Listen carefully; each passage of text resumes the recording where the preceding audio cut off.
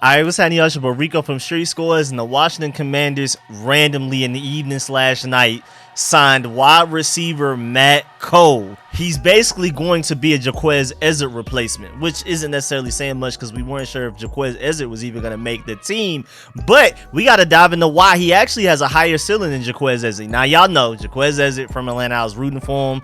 Matt Cole's from Chicago. That's like Atlanta's cousin. So I'm rooting for him to make it as well. And he has a very rich history of being on several teams since just getting brought to the league as an undrafted free agent in 2020. But of course, it's Rico of Street Scores. We got to dive into his history. We got to dive into his weaknesses and strengths and what he projects to be used as. For us, we're going to talk about a ceiling comp, and we're going to also talk about a floor. Of course, his floor is just straight up not making the team, but we're going to dive into all of that. And since we don't really have any real stats, he doesn't have any significant stats, he doesn't have Pro Football Focus grades, we're going to more so take a longer amount of time diving into his athletic profile and also what he did in college. And since I was able to watch some film on him a little bit, watch some highlights, we're going to do a real in-depth dive for this guy here. And before we dive into all of that, make sure you subscribe to the channel, hit the bell next to the subscription button so you get notification immediately and every time I release an informative and opinionated video just like this one. Make sure you pull up to the Sunday live stream on Tuesday, as in tomorrow/today. I had to reschedule it from this past Sunday because I wasn't able to do it with the family, but it's going to be on Sundays continuing from this week, but we're doing it tomorrow/today, as in Tuesday at 6 p.m. Call-in show. Make sure y'all call in, and also make sure y'all pull up to the Friday show, the closest thing I have to a podcast where I talk about everything sports, music, anime, literally anything. Just pull up with your questions, pull up with your topics, we'll talk about it. And without further ado, let's get it.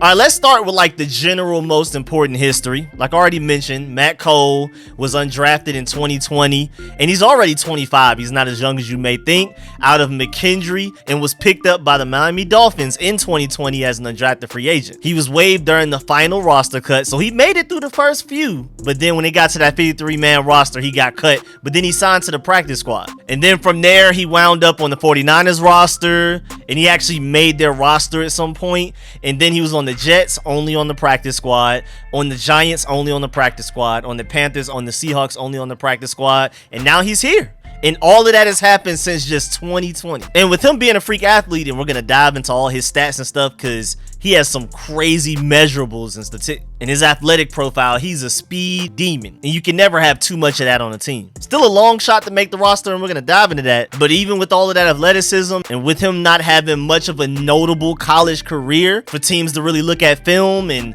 you know, again, it was during the first time we dealt with COVID, so coaches couldn't go see players in person, scouts, all of that type of stuff.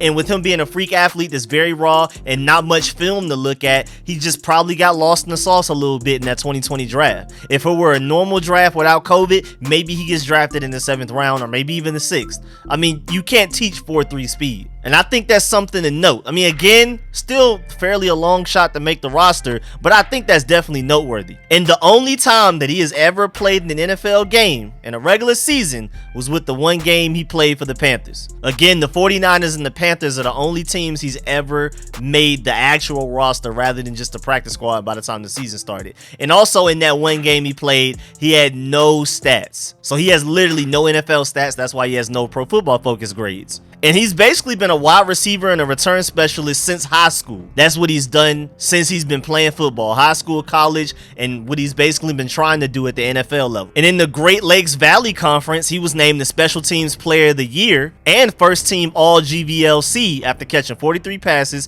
for 939 yards and 12 touchdowns, while also returning 23 kickoffs for 625 yards, 1 touchdown, and 8 punts for 208 yards and 1 touchdown. Now, granted, that's a much lower level of competition, but those are still some impressive stats. And again, he's an athletic freak, and speed is speed everywhere. And now let's dive into his athletic profile, man, because I think this guy has a ceiling to him. Again, you can't teach 4.3 speed, but even beyond that, even though he ran a 4.48 40-yarder at his pro day workout, I don't know what happened there, COVID year again, weird things happen, but he's always been described as having 4.3 speed by everybody that knows him well and everybody that's been around him, and he looks like it on tape. So I can't argue against that. Again, sadly, he only had a 4.48 40-yard dash, but I'm willing to be optimistic on that because good sources say that he definitely has sub 4.4 speed, 4.3 something. Maybe not, of course not 4.3 flat, because if he ran a 4.3 flat, he would be on an NFL team way before we got a hold of him, regardless of a COVID-19 year. But another reason why I'm willing to be optimistic about him actually running a 4.3 speed, again, first of all, he looks like it on tape, but also his 10-yard split was clocked at 1.46. That is elite. So it's there. There's elite agility. I believe there's elite speed. And then he also had a 37.5 vert with a 127-inch broad jump. And all of that at 5'10", 197 pounds. And he's not that little. Like, he's 5'10", but 197 pounds is a tiny bit bulkier than you'd expect, especially from like a return specialist. We're hoping that Curtis Samuel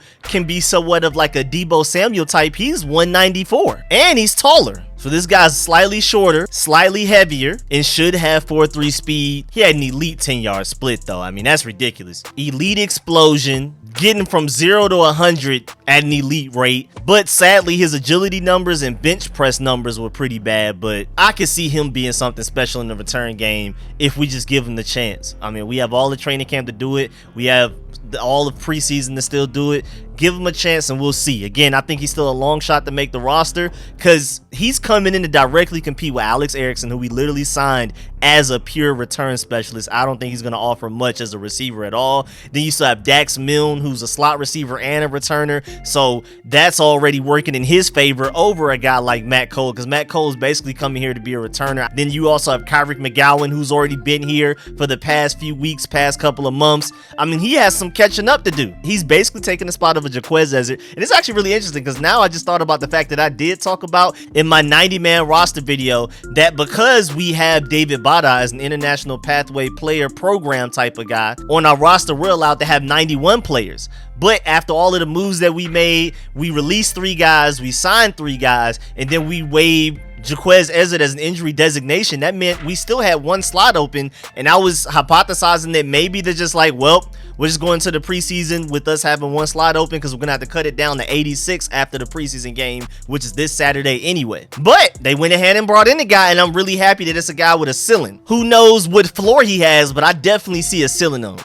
Also, he has a background in gymnastics, so he can work around traffic, guys going at his feet. He has some agility in that way, some ability to make some acrobatic moves in the air and things like that. I mean, again, I don't think it's going to necessarily directly correlate to him being just an elite returner, but again, the clay is there, just mold him. And at the NFL level, not only does he have return potential, but he's also been a pretty good contributor in kickoff coverage with 61 tackles in 4 seasons. And this is a guy that's been on a lot of practice squads, not even able to really play in games. So that's really his main statistic. Again, he has no receiver statistics, but special teams wise, he's been great in special teams coverage. Again, 61 tackles in 4 seasons, with him spending a lot of those 4 seasons on a practice squad and not even out there playing. He would have had more if he were on a full-time roster, especially with the same team the entire time. He's gone between like 5-6 teams. So you're not only getting a really good returner, potentially, but you're also getting a proven kickoff specialist, a guy that can go down there, be a gunner,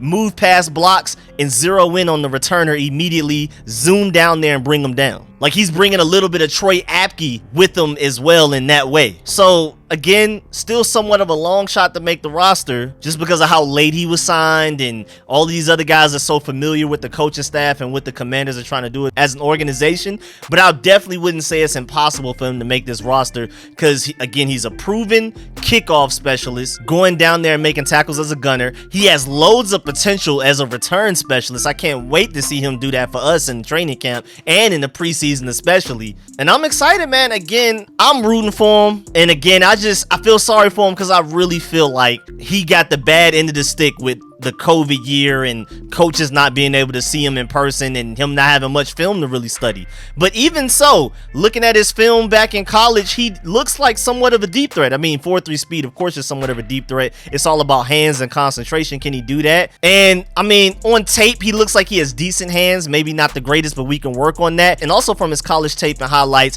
he gets the ball a lot on screens, end arounds, and things like that. Basically like a Tavon Austin type of guy, but that may also have have a little bit of ability to take the lid off the defense as well. And at the very least, with him catching so many passes underneath, he looks pretty nice at getting separation underneath. I don't know about him doing complicated routes, but like digs and going into the flat and things like that, I think he's pretty straight. So, I mean, there is some receiving ability there as well, and we'll see. And of course, like yards after catch wise, with 4.3 speed and his returning history, that's what he's been doing since he started playing football. His yards after catch ability has to be there. It's on tape being there as well. And I'm also surprised by his physicality. Like, he's more physical than you would think. Kind of like a Terry McLaurin coming out of the draft in that way, where if you need him to block, if you need him to go down and make plays and kick off coverage, he can do that. He can fight through contact. And also, lastly, no real injury history. So, I mean, there's a lot of positives there. And I'm willing to work with him. Again, I'm really excited about seeing him in training camp and in preseason because I think there's a lot there.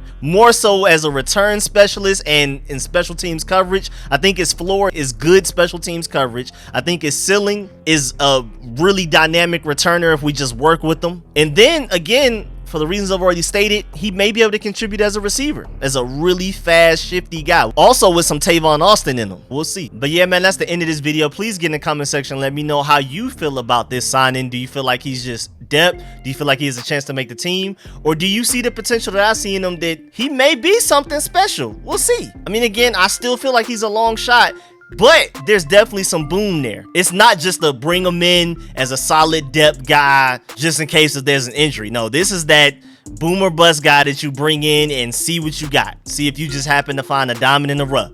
But also leave a like on this video if you liked it, if you learned anything. And as always, I appreciate all the support, man. Shouts out to all of my sponsors, especially my Pro Bowl sponsors whose name you see scrolling on the screen right now. Catch y'all later. I'm out.